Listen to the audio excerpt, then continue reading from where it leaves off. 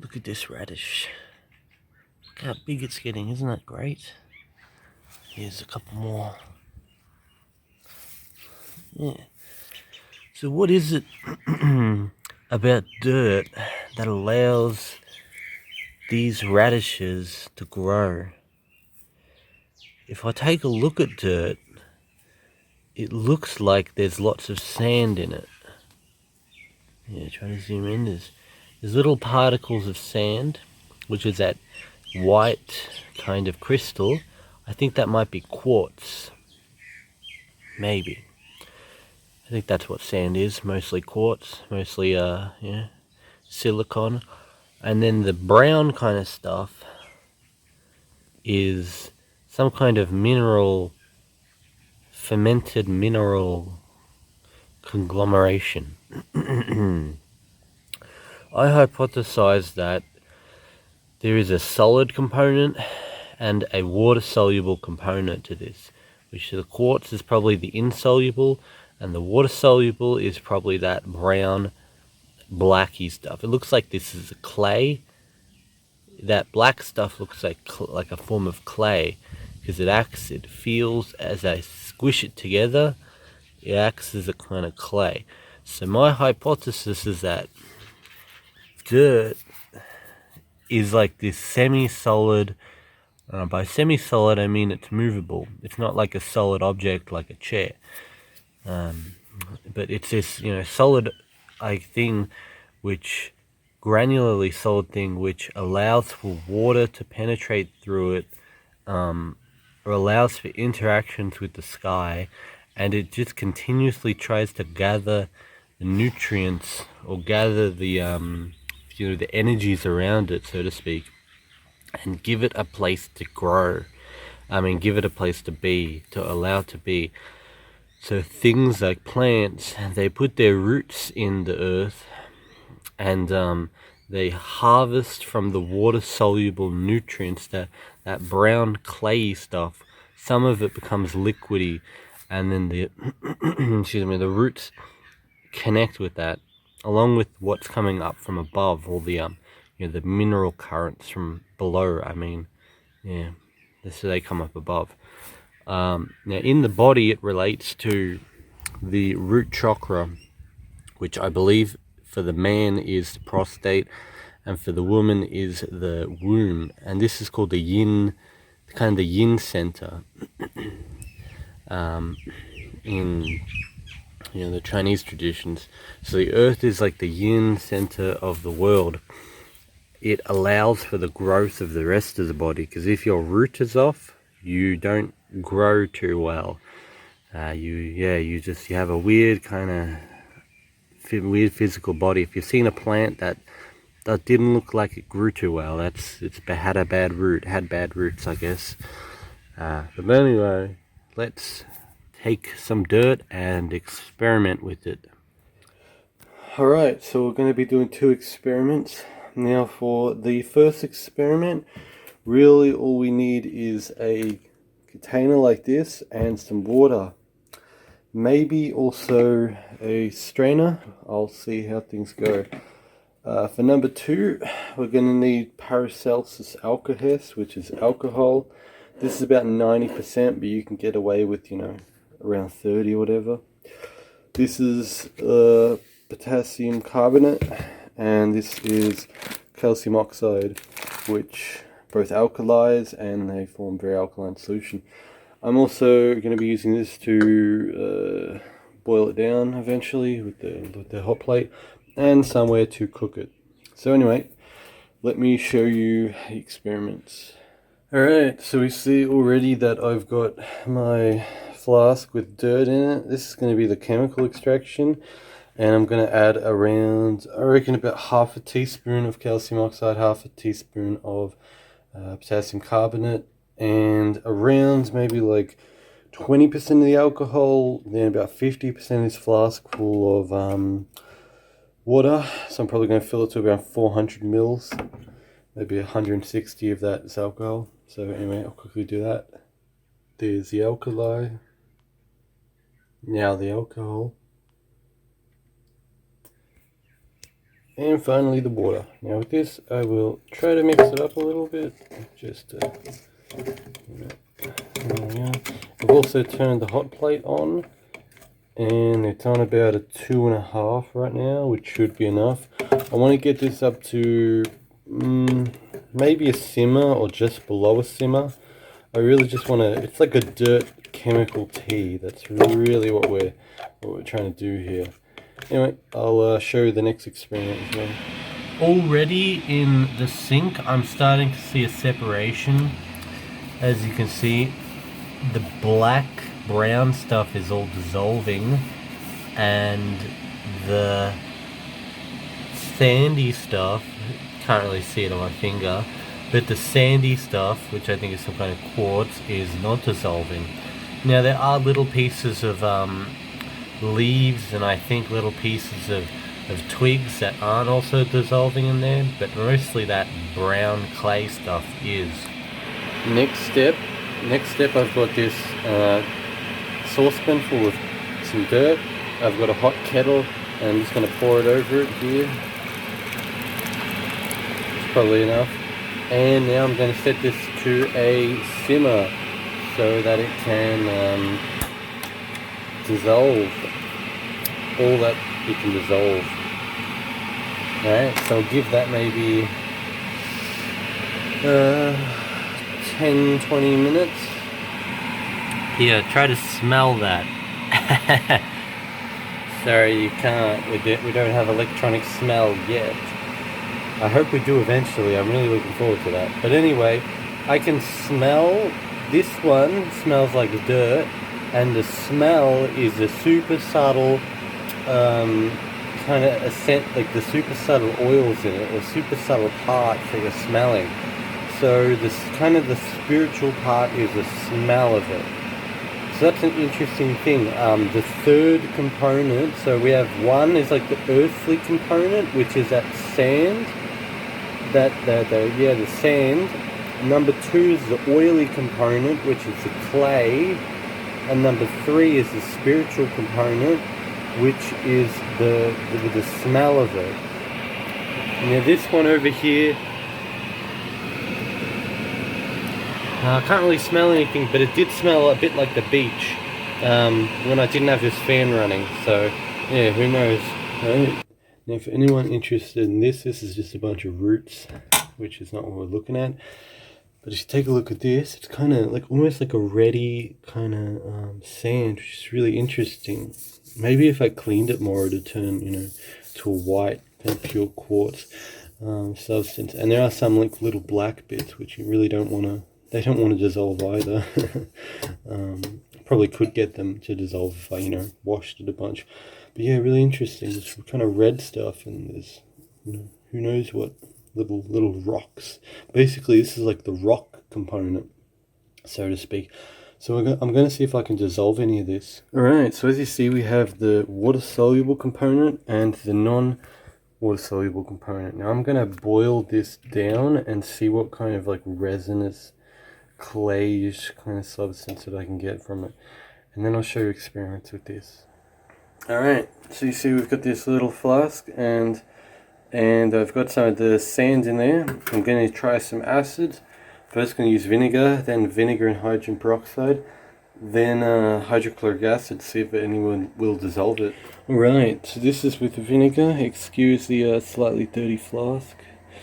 But we can kind of see it's not really doing anything. It might work to wash it. Yeah, it might work for that, but it's really not dissolving anything. There's no actual activity in there. Yeah, I'm going to try adding some hydrogen peroxide now, see if that does anything. Alright, now in the meantime, I have my finished dirt elixir, which you can see here, made from Paracelsian alkahest. Anyway, I'm just going to pour most of the good liquids there. Oh boy, it's hot. Oh boy, whoa. Oh yeah, that's a bit toasty. Alright, that's probably enough, to be honest, because I'm just really going to taste test it. Anyway, I will let this cool for a little while, and then I'll give you a taste test and a medicinal effect test. Okay, so this is a vinegar and hydrogen peroxide, which usually dissolves most very basic level minerals. And as you see, I've given it a little bit of time, and it seems more effective at dissolving the scaling, which I think is zinc scaling, or antimony, I forget, than the actual sand in there. By scaling, I mean this kind of white stuff around the edge. Yeah, that's not so great. Anyway, I will clean this flask and we'll try the hydrochloric acid. Turns out that sand, combination with water or some liquid and one of these things, acts as an excellent flask cleaner. I haven't been able to clean that for like ages. Look at that, there's just a tiny little bit left, which I didn't get. Isn't that nice? Alright, after adding hydrochloric acid, we definitely have some activity. Look at that. That is definitely dissolved something. And what has it dissolved? I don't have a bloody clue. The kind of reddy orangeness, it could be iron, though iron is usually a little bit more yellow than that. But there could be iron in this sand. It doesn't look to be... You see there's not really any bubbling or anything like that. So it doesn't look to be having any kind of activity. But yeah, look at that. So you can kind of think that hydrochloric is a stronger class of acid than vinegar. And if I had some nitric, I would use aquariga, which is a stronger class. And I would test this. But yeah, there's something. It's probably iron particles in there. Some other thing, I don't know. It's interesting. Okay, so this is the chemical dirt mixture that we made. Oh, look at that. It's kind of nasty. Let me get that away. Anyway, so there are a few rules of making medicine, which is that firstly, you want it to be water soluble. If it's not water soluble, it's not soluble within you. Meaning that any kind of residue that is left you're gonna shit it out essentially. The second is you usually want to sweeten it. Either you do that with honey or with alcohol, depending on what it is. Some things are made drinkable. They remove the poison from being sweetened with alcohol. Anyway, so let's give it a shot.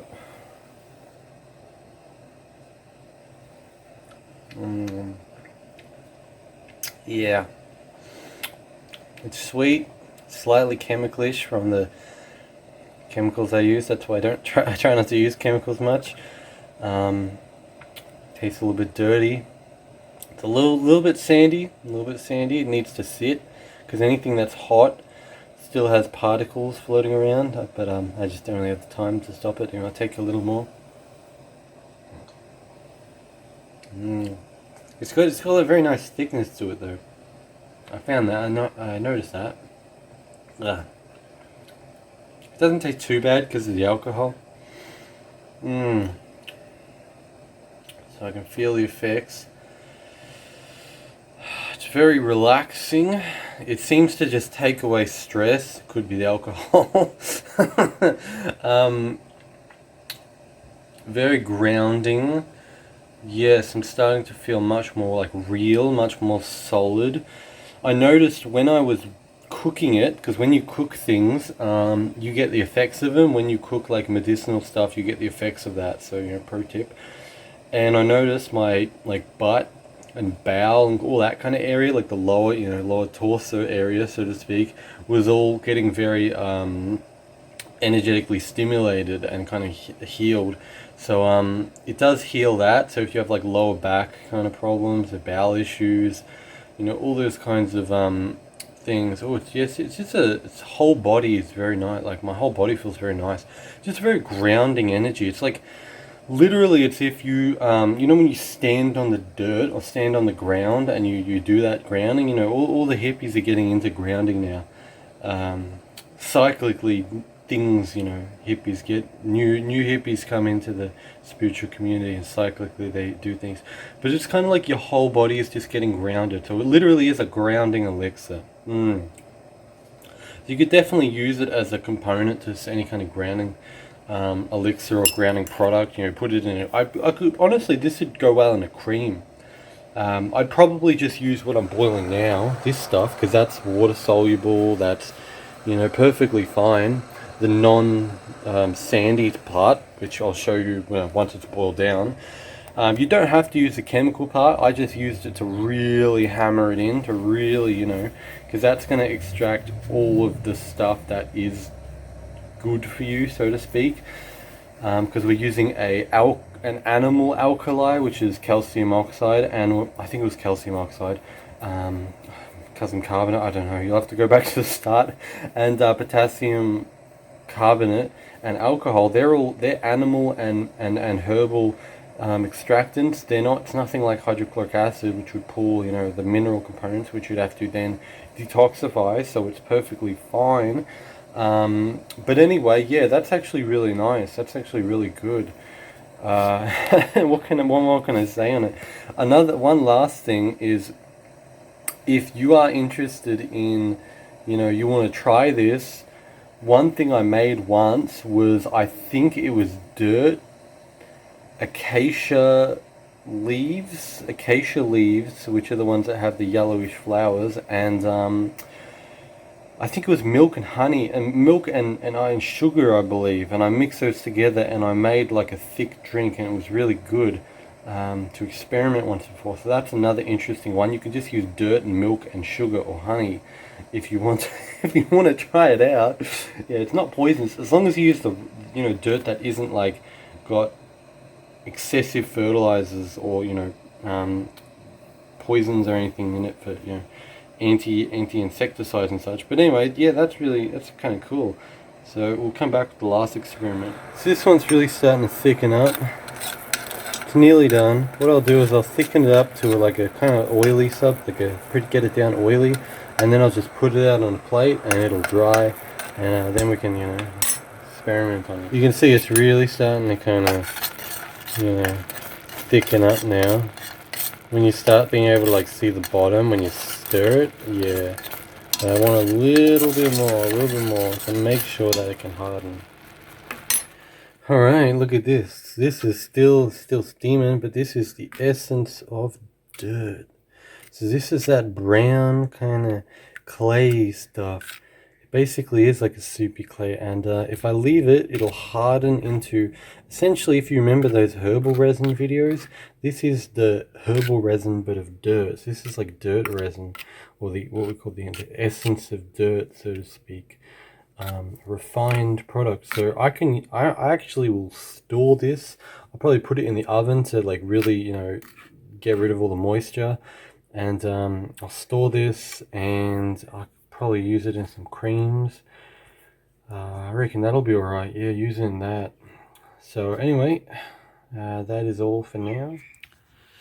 So we started out with the hypothesis that dirt was more or less just this solid kind of crystal quartz stuff, along with the clay kind of brown stuff, and whatever other little impurities that you have, little pieces of trees and bark and leaves and whatever. And it proved to be pretty much true. So as you see, we broke it down into its two pieces. It's physical crystalline kind of form, and also it's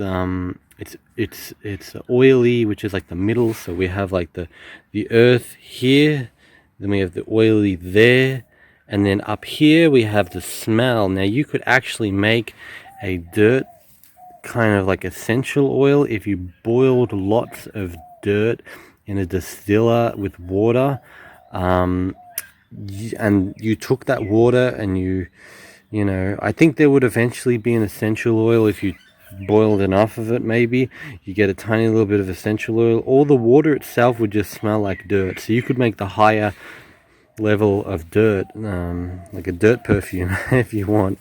You know, I think it would add a very and you know, it would add a grounded tone to something. If you added that to maybe some kind of flowery smell, it would smell very nice, I think.